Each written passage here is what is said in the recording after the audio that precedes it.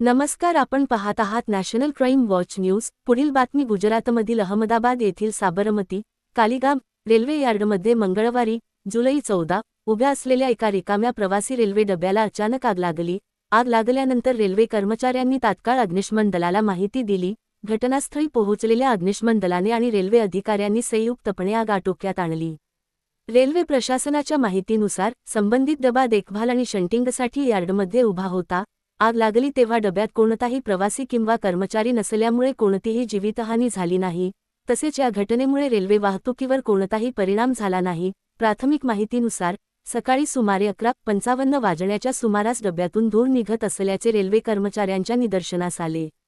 त्यांनी तात्काळ वरिष्ठ अधिकाऱ्यांना माहिती दिली। त्यानंतर अग्निशमन दल घटनास्थळी दाखल झाले आणि आग इतर डब्यांमध्ये पसरण्यापूर्वीच नियंत्रणात आणली। या घटनेत डब्याचे काही प्रमाणात नुकसान झाले असून कोणतीही व्यक्ती जखमी झालेली नाही। रेल्वे प्रशासनाने घटनास्थळाची पाहणी करून आगीचे नेमके कारण शोधण्यासाठी चौकशी सुरू केली आहे।